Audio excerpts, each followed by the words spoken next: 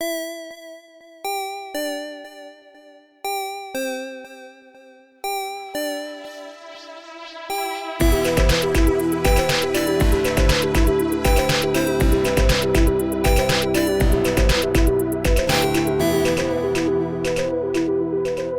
everybody, Rev here. Just a reminder that we are on a bit of a break between seasons 3 and 4. Today starts the first episode of our 4-part D&D one-shot that we played, where everyone's characters were designed by a poll I published on Twitter that a bunch of folks voted on, so they will get handed their characters as we start the game here. And then for the 4 weeks following the D&D one-shot, each week we'll have a different one-page RPG, included one created by Tass, so that'll be a lot of fun. And then we will be back the first Wednesday in August with the start of Season 4 of Other Side of the Coin. But between now and July 2nd, you can submit any questions you have about Season 3 to us through the website or through email at thecast@theCritsHowPodcast.com. And the very last episode of July will be the Season 3 Q&A. We'll answer the questions that you have submitted, as well as leave you with a little teaser at the end for what is coming in Season 4.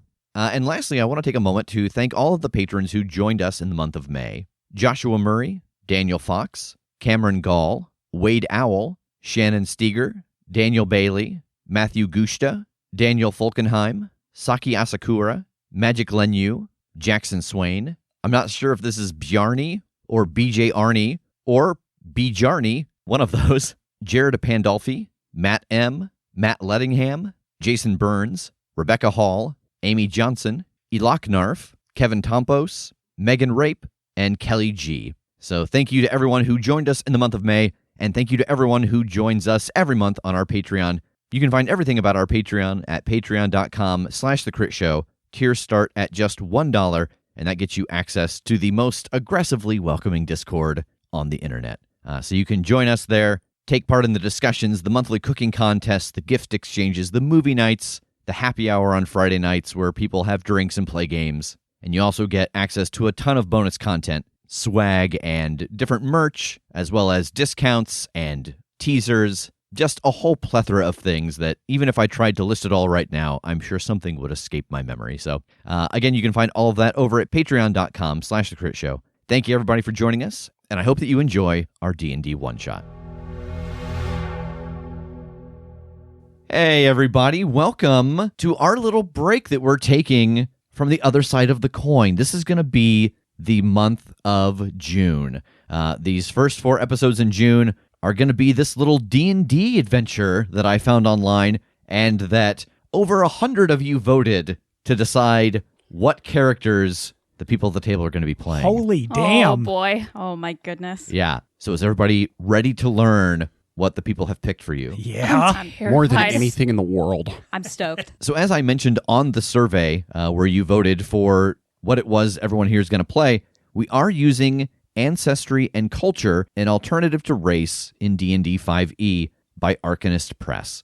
So in this, instead of race, you have your ancestry and your culture. Ancestry is what you were born, and your culture is how and where you were raised. So, Jake. Yeah. Jake, the 4th level bard, Oh. I love it. who is a gnome Oh. raised by orcs. Oh. Yeah. Beautiful. Kim, Yes. the 4th level barbarian, Nice.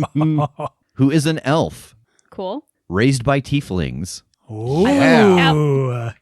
Megan, Oh, boy. the 4th level warlock, Oh. Okay. who is a halfling Yeah. Yep. raised by elves. Ooh. All right. And Tass, the 4th level monk, Oh. Hell yeah. who is a human Yeah. raised by humans.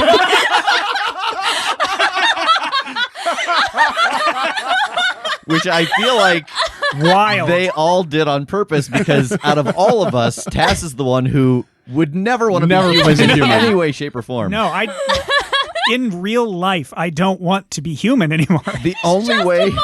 The only way this could have been better is if you had been just a fighter. A commoner.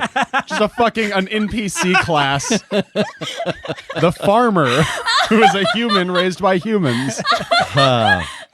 So we are going to take a small break here so they can look over these character sheets that I have built for them. They're going to fill in a couple things, maybe generate a little bit of a backstory, and then we're going to launch into it. So we will see you right after this sound clip.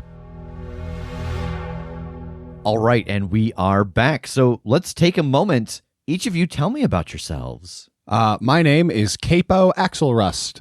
I am the gnome bard. I am an aggressive little man. I've got a spiky red mohawk with a matching red handlebar mustache. I carry a drum, a horn, and a lyre. I lead the armies. I am a war bard, so I like to lead into battle and buff people and occasionally heal, but mostly I like to devastate with my music. Nice. I am playing an elf barbarian raised by tieflings. And my primal path is Path of the Berserker. So imagine like an elf who looks basically exactly like Sarah Connor from Terminator 2, like just cut. Yes. A typical naming convention with tieflings is that you have a virtue name, so a name that you try to exemplify. And I think that this is a virtue that she tries to exemplify, and a virtue that her tiefling culture sort of named her in hopes that she would one day exemplify this. My barbarian's name is Patience. Love it. I am playing a halfling warlock who was raised by elves. Her name is Astrid, and I think it's really interesting to think about a halfling being raised by elves. I think that she's not very tall as a halfling, so like 2 feet or so, but it's kind of one of those whatever you believe yourself as, that's the kind of energy you put out. So being raised by these very tall, beautiful creatures, she just acts like she is as well. So yeah, I think about like 2 feet and like very long black hair, and doesn't wear armor but has these nice bracers. And my otherworldly patron as a warlock is the Archfey. And I am playing Stanley Jones, but please just Stan. Don't need to go through all that pomp and circumstance. I'm a human, raised by humans, wearing like kind of a tan shirt, brown pants, some sandals. Got a nice stick. I use it for walking, I guess. Happy to help out, if it's needed or whatever. It's fine. Excellent. So again, before we get into this, I want to thank all of you who took the time to vote on these combinations that we were going to see played out here. So we find the 4 of you in a relatively small town. Where are you in this town? I think sweeping out the small chapel that's used for various religious goings on. Just kind of keeping it clean, in working order. I'm getting drunk in an alley with some of my mates, being raucous. Since you're drinking, I'll ask, what time is it? Middle of the day. Nice. I think I'm in a fighting pit somewhere. I'm just fighting for money. And I think I am going around to different shops and just trying to see if I can find anything interesting for sale. So you all have some level of familiarity with each other, whether it is you have adventured together, you've guarded a caravan together, or maybe you've just run into each other in the town. How do you know one another? What are your connections to all the other characters? I think I've just generally helped them out with random things, whether it's literally as mundane as helping them carry something heavy that I see them struggling with, or maybe there's a brawl starting in a public space or something, and I help break it up or come to their defense. Just kind of a lot of little mundane things where I pop in and, oh, hey, how you doing there, buddy? And help them out and then fuck off. Okay, so you have like little constant contact with everybody. Yeah, I think so. Not like little, like minute, but small and frequent. Yeah, yes. As opposed to like little contact. Exactly. But little contact. Speaking of little contact, I think I kind of wander around and kind of act as like an impromptu like legal aid, in the sense of like if somebody's in trouble, I'm very good at helping them talk their way out of it for a small fee. Nice. I think that's how you and I know each other. I think you've sort of come to my aid when I've occasionally run afoul of people. I think I've tried to convince all of them on multiple occasions to join the fighting force that I'm a part of. I think it would be really interesting to have such a motley crew. What does your fighting force look like? Is it like all orcs? Is it a hodgepodge of fighters? I think it is orc-led, but it is all-inclusive. Anybody can join if you prove your mettle. And it's kind of, oh no, I'm making a mercenary by accident. But they're basically mercenaries. Like they're a hireable. They just like the fight. They're not like murderous necessarily. Like they don't like the kill. They like the fight. So they'll defend a town. They'll do whatever. But they're just kind of a for hire miniature army. Then I think I'm part of that. Like 100%. I would go where the good fights are. In this small town, we've got a chapel, we have got a little fighting arena, we've got some fine shops, and between all of these things, alleyways. Mm-hmm. How many people do you think live in this town? Is it 11? Just you four, Us four and your mates. Go on. Is that who Kim's character's fighting all the time? Yeah.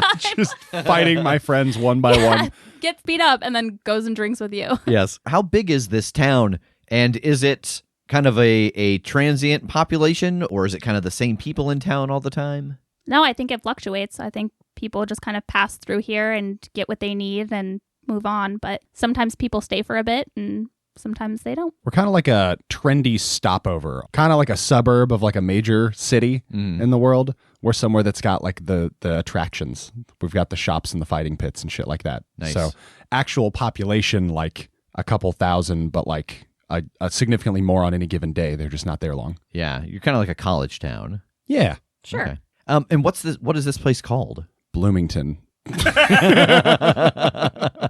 Turnpike. Okay. So in the town of Turnpike, where we have a constant flux of people coming into town, visiting the fighting pits, visiting the very beautiful, pristine chapel, and also patronizing all of the stores here. It's a pretty normal afternoon. Patience, as you are in the fighting pit, you kind of hear more commotion than you're used to coming from outside of the pit. Like you're used to people like cheering and shouting, but there's a lot of like shouting and gasping. And as you kind of look out of the corner of your eye, you can see there's like people jumping out of the way of something. Astrid, as you are looking at some of the items in this window, you see this blur pass behind you. This cacophony of gasps and grunts as something goes by very quickly. You see the same thing, Capo, as you are drinking with your friends. Just this blur goes by the alleyway. Stan, outside of your church, as you sweep the dirt out,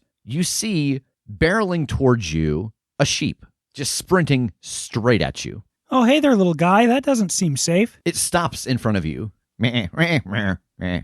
Oh, are you lost, little guy? Meh, meh. Oh, well, which way's your herd? Let me get you back. It turns and runs away, back towards the center of town. Oh, it must be that way, and I'm going to jog after it. What is everyone else doing? I know that Patience is in the middle of a fight, or have you cleanly dispatched this victim? Oh, I don't know. Let's see. Okay.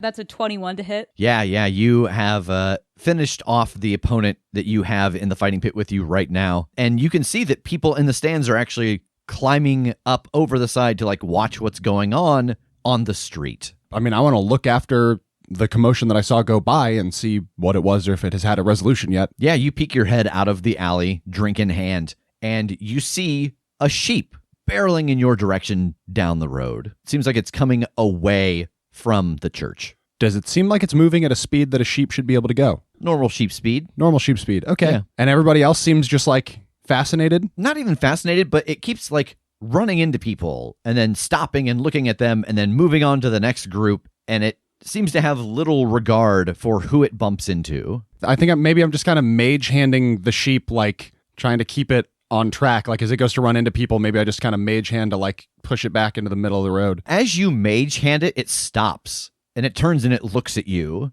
and it runs over to you. Okay. I imagine I'm like eye level with the sheep probably. Yes, uh-huh. Yeah. I want to kind of like narrow my eyes at it and see what it does. It narrows its eyes back. I want to tilt my head one way. It tilts its head the other way. And when it does, you can see that it's wearing a collar and there's a scroll tucked underneath the collar. Oh, I'll take that scroll. Yeah, you pull the scroll out and there is a wax seal on it. And the wax seal indicates that this is a altered scroll of Talk to Animal. Do I have the ability to use that? You do. Because it is altered, like you open it up to examine it, and it seems like anyone reading this could use it. Like normally you would have to have it in your spell options, which I think as a bard you do, but this one is designed so that anyone can use it. Then I'm going to cast this spell. Stan, having seen the sheep run away and following it, you see that it has now stopped at Capo, and it seems like Capo is messing with a collar on its neck. Astrid and Patience, what are both of you doing? I wasn't expecting a whole lot of nonsense today. I thought this was just a good shopping day, but I'm definitely intrigued, and I think I would go over to find out what's going on. I'm very interested to find out, but I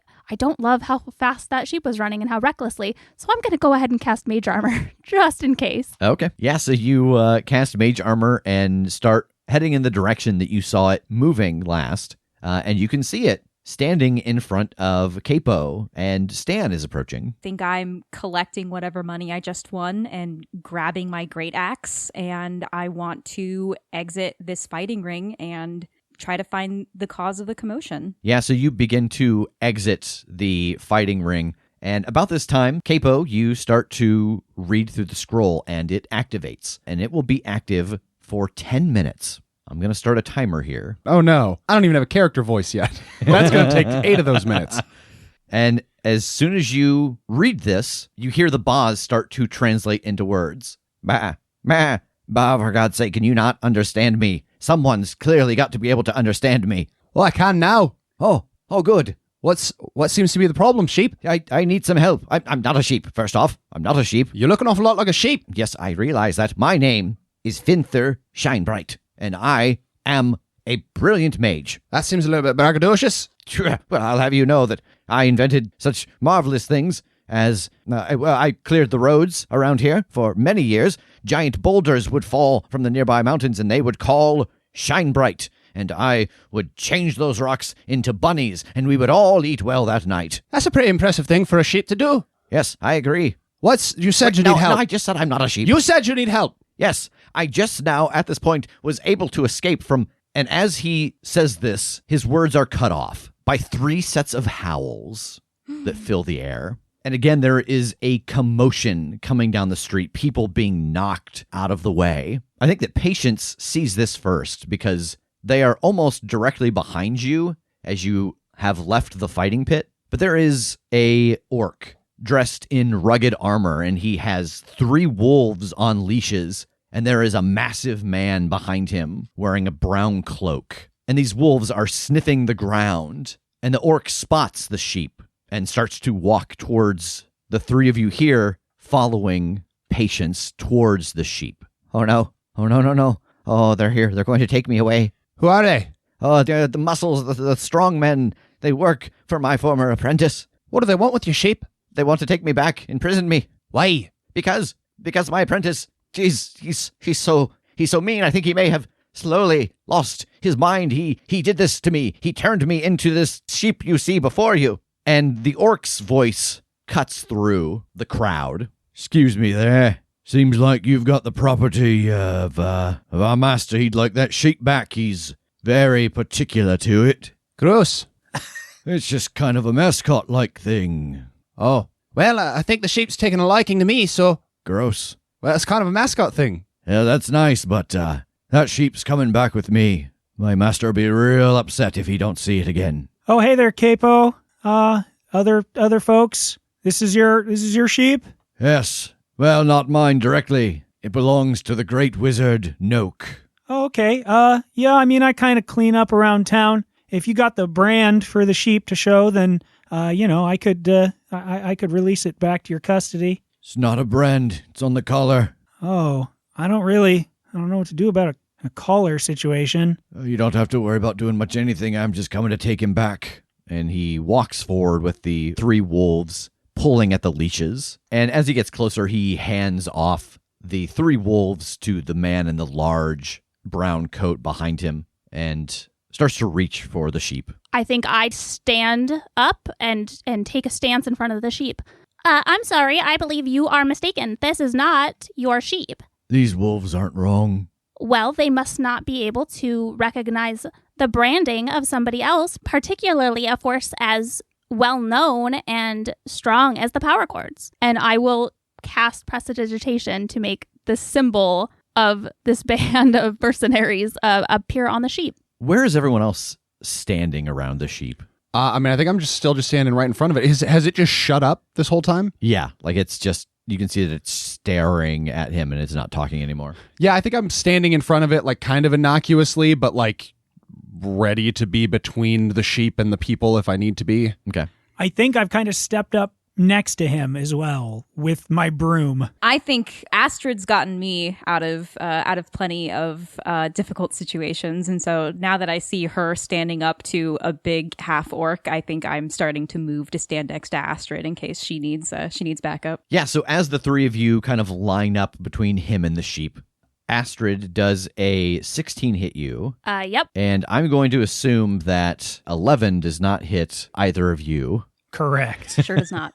Okay. So Astrid, you take 7 points of damage, and the two of you feel this blade bounce off of you as he very quickly draws this great axe and spins and hits all three of you. But the two of you are unaffected by this attack. And everybody roll initiative. 18. 14. 7. 11. As he does this spin, that was his surprise round, the man in the huge brown coat lets go of the wolves and sloughs this coat off. Underneath this brown cloak and this hood is a bear, and it starts to run at you. It moves up to Patience because she is the largest threat and takes a swing. 19. Hits. 6 points of damage.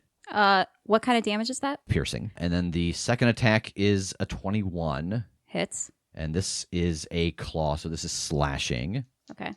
That is 11 points of damage. Oh. Patience. I'm going to rage as my bonus action. I'm going to attack the bear.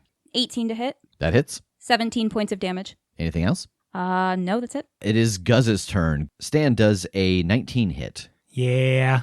He does this spin again, and he misses Patience and hits Stan for 9 points of damage. Oh, okay. Stan, it is your turn. Well, my ready position is always with my foot right on the bristles of this broom so that when I tug the handle up, I've just got my quarterstaff in hand. Nice. So I'd better club this guy right in the jaw with it. Does a 17 hit? It does. All right. So that's 8 damage, and I want to spend a key to do my flurry of blows. All right, roll it. A 16 That hits. and a 12. That does not hit. Okay. So that's 6 damage for the one that did. Capo. What's the half-orc's name? Guz. Guz, I think we got off on the wrong foot, and I'm going to try to charm person. Oh, okay. So I need you to make a wisdom saving throw. I'm sure it's not going to be great. I hope so. 12? That fails. Okay. Although it does so with advantage if we are fighting it.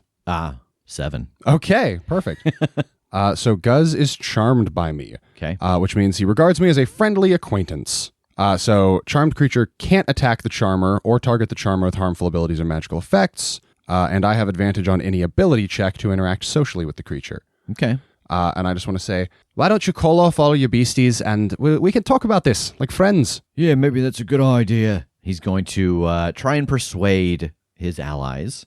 Why don't you all stand down? This will be fine. I think we can work this out ourselves. And you notice that they don't pay him any mind. Well, at least I got one off our back. Yeah. Astrid. Yeah, I think the wolves aren't close enough, but I'm going to try to cast my Fey presence on the bear. Is that a roll, or do I need to make a saving throw? So you are going to make a wisdom saving throw with a DC of 13. Okay. 6. Okay, yeah, so I can choose for them to either become charmed or frightened by me until the end of my next turn. So I'm going to go with charmed and get this bear on board. All right, so you charm this bear. The wolves all close in around the sheep. And Capo, make a perception check. 13. You notice as these wolves are approaching, their eyes are uncomfortably intelligent. Like, it does not seem like the eyes of an animal. And one of them gets up next to the sheep and strikes out at it. And you see it snap out with its jaws and take a bite out of the sheep. And everyone hears the sheep, Jake, you hear, oh God, ouch! We are back around to the bear, who is charmed. And you can see that he is reaching out one of his big bare paws towards you, trying to like caress your shoulder. Patience. I am still under the impression that we're trying to protect this sheep, so I'm going to take a swing at the wolf that is closest to me, and that's going to be reckless, which means I roll with advantage. Okay. That is a 23 to hit. That hits. 16 points of damage. This wolf gets hit and lets out a cry and slumps down to the ground and kind of rolls over and shows its belly. I think that in this moment, Guz sees you turn around and strike at his wolf. And I don't think he goes after you, but it seems like he would defend his animals. Is that justifiable, you think, with this charm? That it's not you, but it's... Because the charm does not stop it from attacking the whole party, is that correct? Correct, yeah, it stops him from attacking the charmer. Okay. So, I mean, he might be like, hey, what the fuck? And then fight back. Yeah. Don't hurt my dog. Hey, your buddy just said we were cool. What the hell? Yeah. Well, I can't your wolves aren't cool. What are you looking at me for? I just wanted someone else to see the die. Oh, yeah. And his second attack, because you are reckless, was a natural 20. Great. 13 points of damage. All right, that's going to be halved because I'm raging. Nice. Stan. Oh, man. If he took a swing at Patience, I think I'm going to take a swing at him again. Okay. Hey there, buddy. I don't think we should be doing that. She hit my dog. That's 17 to hit. That hits. Awesome. And 10 damage. And assuming he's still standing, I'm going to spend another key and flurry. All right, roll it. Nat 20. Nice. And 10. Roll that nat 20 damage. So that's another 10. Capo. I'm going to take a step toward one of the two wolves that are still up here. I'm going to step up in front of it. Now listen here, you little Mongol. You get the fuck out of here or I'm going to poke you so hard you wish you were never born. And I'm going to cast Vicious Mockery. And I need you to make a wisdom saving throw. Okay. No. 3. Okay. That's a 3. So it takes 2 points of psychic damage and has disadvantage on its next attack roll. Nice. Astrid. Okay, so with my halfling nimbleness, I can move through the space of any creature that is of a size larger than mine. Does this sheep count as larger than me, as size-wise? Yes, because in the module it says that it runs off of the pony stats, so it is medium. So I'm going to turn around and climb up on this sheep's back, and I'm going to cast Eldritch Blast at one of the wolves. All right, so I think that, where do we start here? Why don't you give me, how do you think you're getting up on the sheep? Is this an acrobatics? Is this an animal handling? Oh, it's an acrobatics. All right, roll it. 21. Oh yeah, you are able to leap up on the back of the sheep, put one hand around the collar, and get your legs wrapped around its waist. Yeah, then I'm sending an Eldritch Blast at one of these wolves. Okay. That's an 8. That does not hit. I think you are on the back of this sheep, and it starts to move and rustle. It's getting anxious as it's attacked, and your shot goes wild. Capo, the wolf in front of you, tries to bite at you with disadvantage. A 19. Yeah, that'll do it. I rolled a 19 and a 20. Well, thank my God. This man must be stopped. We keep forgetting when we say yes to him playing any game with a D20. Yeah. Like, He's not allowed. shit other than the 2 20s and a 19. I'm rolling an option where I can do 1 through 20, and I'm still rolling like fucking 2. And you take 8 points of damage from this bite. Okay. And Jake, make a strength saving throw. 15? You are able to stay up. You can feel that this bite, it rears its head back as it bites into you, and it feels like it almost knocked you prone, but you are able to stay up. I assume an 11 does not hit you, Jake. It does not. All right, yeah, so the other wolf comes up behind you and tries to bite at you and misses. We are back around to the brown bear, and it is no longer charmed, correct? That's right. So it is reaching out with its big paw, trying to pet you. I feel like that's Megan's dream. And instead it just turns into a rake. That's perfect. You turn the bear into a common lawn maintenance tool. Oh my gosh. I appreciate you for saying that because that's all I pictured. But as usual, I have to just keep that in my Reaches out head. And then just transforms into a rake and clatters to the ground. 17 to hit. Oh, that's less funny. Yeah, that'll do it. 6 points of damage. Patience. Guz hit me, so I have to hit him. That's a natural 20. Nice. That's 20 points of damage. Whoa. Yeah. Oh, my friend Guz. And now it is Guz's turn. Get her, Guz. Rude. We're magical pals now. I like to imagine that charm person is a two-way thing. Yeah, so he is going to spin around again with his great axe. Natural 1 on the first one. And a 15 on the second. That does not hit either of you. You can see that as he spins around, there's like blood flying off of him. Almost like when the Homelander cleans his suit off. Oh. Stan. Oh, buddy, now cut that out. And I'm going to club him again. Nat 20. Nice. Wow, Nice a lot of these job. going around. I have to say, these are Megan's dice as well. She has these beautiful amethyst dice, and I'm totally using them, and they're doing great for me. I've never rolled this well with them ever. I've had them for like 3 years or something. And Oh, man. 14 damage. Tass described this to me as your blow kills Guz. He's just taken this slash, and I've, delivered my ultimatum to calm down there, buddy. And The ultimate calming. yep. Death. And it's just a straight-on poke with the staff to his forehead that snaps his neck back, and there's a pretty nasty crunch. That's fucked up. Yeah. And I say, Guz, more like was. oh my God, I love you so much. And then turn dispassionately towards whatever I might have to do next. Capo. I feel like Stan just became like a Terminator.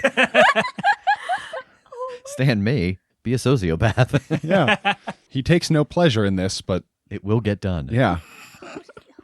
I'm going to pull out my drum and give it a powerful slap. And I need that same wolf that I got last time to give me a Constitution saving throw. Okay. 19. Ah, well, he hears a pretty cool drum. Nice. He grooves a little to it. Yeah. Astrid. I'm going to give it another go with the Eldritch Blast. All right. 24. That hits. Roll your damage. That is 3 points of force damage. That same wolf is going to turn and bite up at you on the sheep's back. It does not hit with a 13. And the other one bites out at Capo Oh my Rev! God. with a natural 20. You have to stop this. Goodbye, Capo. It's been nice.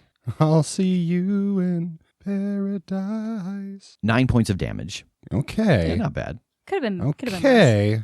I've got a you're third okay. of my health left. We are back to the bear. The bear only has eyes for Patience because Patience is the only one there. Oh. 21 with its bite attack. This is piercing Okay. Hits. for 5 points of damage. Okay. And then 20 with its claw, which is slashing damage. Okay. 13. How you doing? I'm not great. Yeah, I'm at 10 hit points. That's not bad. It's 4 more than I have. But it is your turn, Patience. Yeah, I'm gonna try to kill this bear. Do I make it reckless? How's this bear looking? Not terrible. Sturdy. Sturdy, like a bear. I won't do reckless then. 24 to hit. That hits. 10 points of damage. Stan. I think I need to step over and take a swing at this bear. He's messing up my friend Patience. It's oh yeah. 12. That does not hit. Yeah, oh, dang it. buddy. Even so, I'm still kind of shouting, hey there, get. Hey there, fella. Get Simmer outta here. down. Capo. I'm going to take a little jog over to Patience, and I'm going to cast Cure Wounds. Okay, you're going to take 2 attacks of opportunity when you leave those squares, one from each wolf. Mm-hmm. Could I not? I don't think so. Is there a way out of that? Could I do like a flip out of the way to... Only a kick flip, so you have to have been on a skateboard. Yeah. It might miss. I'll go for it. Okay. 17 to hit. Yeah, 17 hits. Okay.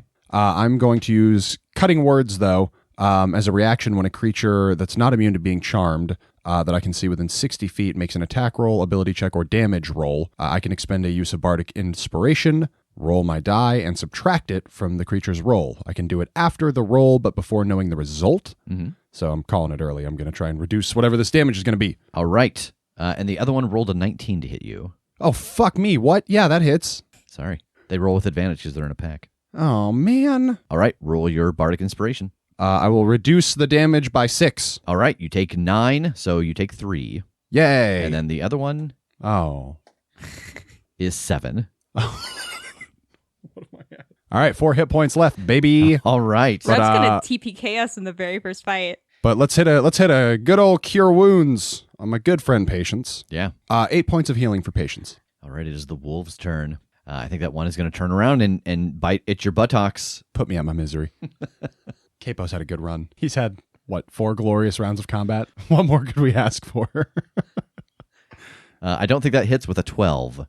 No, it doesn't. I'm safe. Okay. Oh, thank God. I know I was talking a big game, but I don't want to die. Yeah, fair. Yeah. This wolf has the terrible idea to run up behind Stan and try to bite, and misses with an 11. Hey, get out of here. Hey. We are back around to the bear. Patience will be even, and Stan will be odd. Okay. Odd. I'm ready.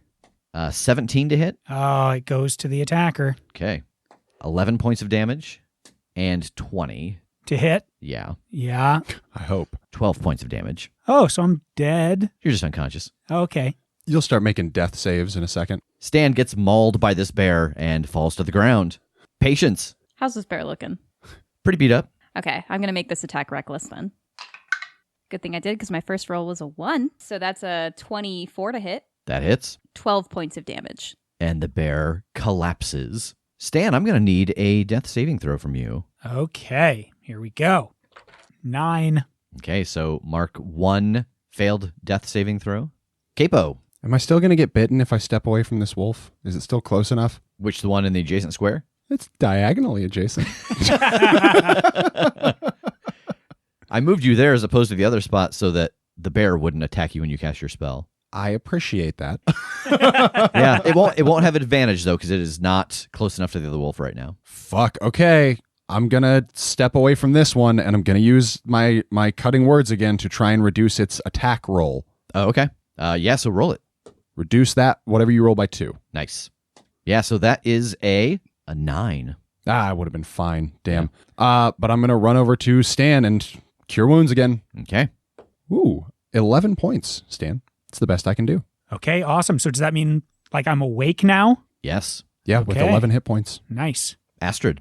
I am going to cast Witch Bolt on this wolf next to me. Which one? The one in front of you or the one next to you? The one in front of me. Okay. 25. That hits. Okay, so it takes 3 points of lightning damage, and then on each of my turns for the duration, I can use my action to deal another d12 automatically. Okay. It is now the wolf's turn, and I think they both disengage and sprint down the city street and vanish into the crowd. I think I pop up to my feet looking around in confusion. Well, that seemed like a pretty rough response for just getting a sheep back. Yeah, I think I'm wiping blood from my face and my jaw. Capo, care to tell us why we're protecting a sheep? Aye, well, he's not a sheep. That's right. I'm fine through shine bright. All that you just heard, that was actually, I can hear him, his words. He's, sorry, run it by me again. What is it? Shine bright. Shiny, fin, bright. Finter shine bright. Finter shine bright. Finter shine bright. Evidently, he's a powerful wizard, and those fellas work for his, I don't know, what, master or student? Yes, Student? my apprentice. Yes. How much have you had to drink, Capo? A not insignificant amount, but irrelevant. I'm telling you what the sheep's telling me. So it might not be the truth, but it's my truth. Can the sheep or Mr. Shine Bright understand us? Yes. Yes. Oh, okay. Now I can't really confirm this, so Mr. Shine Bright, if really you can't understand us, maybe lift up your front left leg? You can see that he looks at you and furrows his brow in a scowl and then very slowly does it. Oh, yeah, I think I had it at the Indignance, but all right. Huh. Okay. All right. Shine bright. I know this isn't going to last too long, so let's get to the point here. So you're in danger. They turned you into a sheep. They're trying to get you back, and that's not going to happen now, or at least not until the wolves have somebody else to control them. So what can we do for you? Yes. I need you to get the wand that changed me back so that I can turn back. Well, where is it? It's in my old study where Noak has made his study. Yeah, where is that? It's outside of town in the forest. Have you not heard of Noak? Noak is a great, powerful wizard here. He rules part of the land nearby. Have I heard of Noak? Roll history. 8. You've heard the name. You don't know anything about it. It might be a bar. Do you guys know about Noak? Does that ring any bells? It's evidently that's the bad guy, and I don't know, you gotta go to his house and get a wand. If anyone else wants to roll a history check to see if they know of Noak. Yeah. 20. 19. I'm a lore bard, and everybody's gonna know this except me. My intelligence is 9. 7. So Patience and Stan, you both have heard of Noak, and you know that Noak came into power about 2 years ago and has created a settlement out in the forest nearby that many people have flocked to live. Like there is a little town around his tower. that people come to study and learn from him because he is very powerful, very wise, but also very cruel. And you can't imagine that if Noak wants Shine Bright back, that there will ever be an end to the number of people coming to get him. I think I walk up face to face with this sheep. I don't know how tall sheep are. This might still be towering over me. Yeah. You hop off its back. Yes, I jump down and I walk around to face it. How long ago did this happen? 2 years. And I'll just let you guys know I'm translating for you Hey, so thanks. that I don't have to do this every time. When you had this wand, where was it kept? On my person. I fell asleep one night, and I woke up, and Noak was staring down at me, and I saw that he was holding my wand, and I... Gross. Oh, tell me more about that. It's a mascot thing. And I saw that he was holding my wand, and I went to ask him what he thought he was doing, and it was just bleats that came out Why did he turn you into a sheep and didn't just kill you? to lord it over me. Interesting. It means he's vindictive. Yes, he keeps me in a pen. All I have done for the last 2 years is eat grass, while wolves, just outside the pen, stare and watch and drool. I don't like that at all. Well, what do you need? You want us to just go get this wand back? Or he seems like a rough guy. I wouldn't mind, beating some sense into him, I guess. Yes, I need the wand so that I can turn back to myself, and I can turn back all of the other things that he has changed. Don't be confused. This is no ordinary wand. This is my greatest creation. It is a wand of true polymorph. It means that you can turn someone into something, something into someone. Those wolves that you just fought, they're guards that he has hired. Yeah, I noticed that, in the eyes, there is a lot going on there, more than for a normal wolf. Yes. What sort of defenses did you have up around the tower, and what might he have implemented in the time since? I was so used to around my little tower being nothing, but there was ramshackle village that people have built up around, so it's hard to say. I crashed through an open gate and just sprinted in this direction because I knew there was a town here. And so the people in the little settlement around his tower, do they love him? Or, are they afraid of him? Or... Yes. Yes, okay. So, what sort of resistance should we expect, then, from the townsfolk? Do you think they would, rally behind us? Or, fight us off? I'm not sure. I didn't interact with the townsfolk. I didn't even know they were there till I was running out. He definitely has more guards that he has changed into animals, giving them great power. And then he himself, he is obviously a talented caster. Well, where can we hide you? Where do you need to go that you think you'll be safe? Well, I think I need to be with you, because I need you to use that wand on me. Yeah, but you don't want us to bring the wand back? You just want to go right back in there with Noak? Oh. I see, it's whatever, it's your No, funeral. that's a good idea. Is there someplace safe that you could keep me? Not that a wolf can't smell you, probably, unless we just cover you in shit. That's true, unless you take me with you. The wolves. They'll find you They'll unless find me again. I could put you with the power cords. You'd have some protection. Would they fight to save a sheep? Do you have money? Meh. Meh. Meh. Fuck. All right, if you raise your left foot, it's a yes. If you raise your right foot, it's a no. Do you have a decent sum of money available to you once we change you back? Capo, you said right twice. Whatever, you get it. Fucking left, yes, right, no. He lifts his left leg. Okay, well then, yeah, I think, I could convince him to take a job on the promise of... Oh, by the way, everybody, I can't understand the sheep anymore. I don't know if you figured that out. I could convince him to take a job on the promise of a hefty sum. Ba once for every 100 gold that you would be able to pay for your protection. Or maybe, 100,000? Every 1,000 gold, one ba? I don't know how much gold you got, but... That's not helpful. Is that 3,000? That's up to 6,000 now. Yeah, I'm real confused. Well, whatever. I'll come up with a number. And, if you can't honor it, I'll just... You'll owe us. 7,000. 7,000 gold it is? He poops in the street. 7,500 for your fucking attitude. Doing you a favor.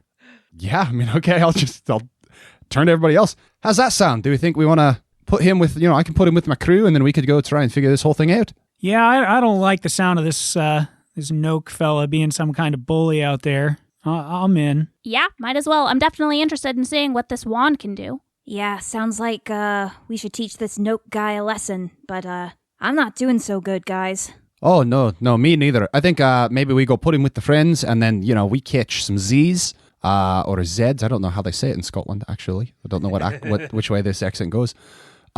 Maybe get us some rest and heal up a little bit, because I am feeling like pretty fucking bad. Yeah, I like that.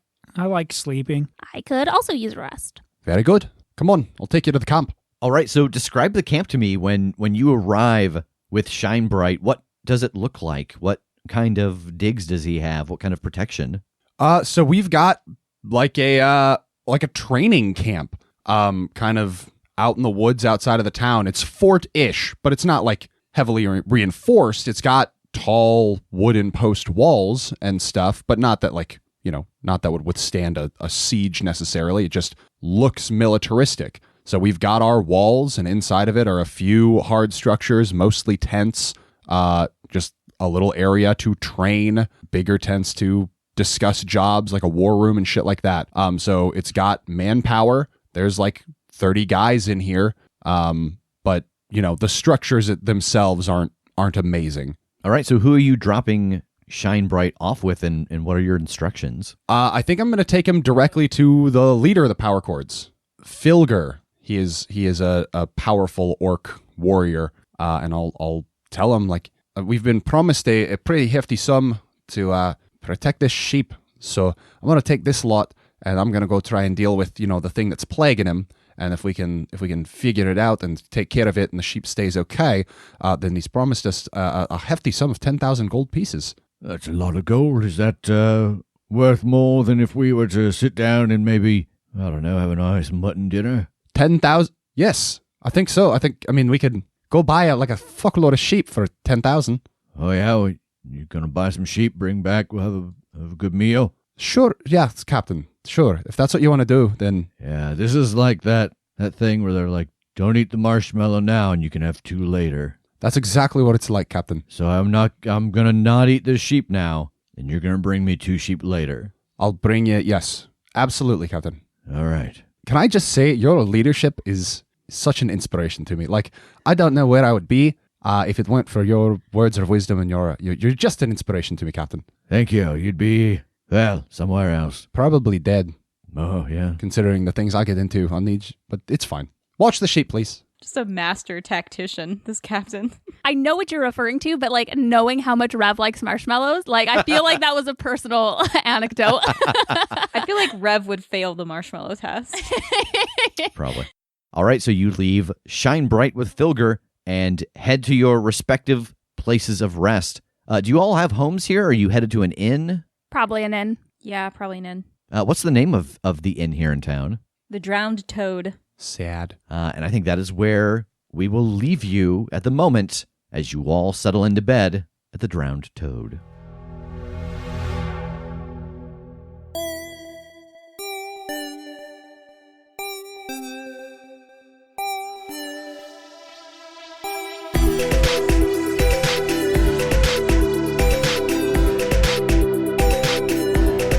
The Critshow is a Critshow Studios production, edited and produced by Brandon Wentz with music by Jake Purley. You can find more information about us at thecritshowpodcast.com. To keep up to date with upcoming live shows, contests, and other special events, follow us at The Crit Show on Facebook, Instagram, and Twitter. For even more weekly content, join us at patreon.com/thecritShow.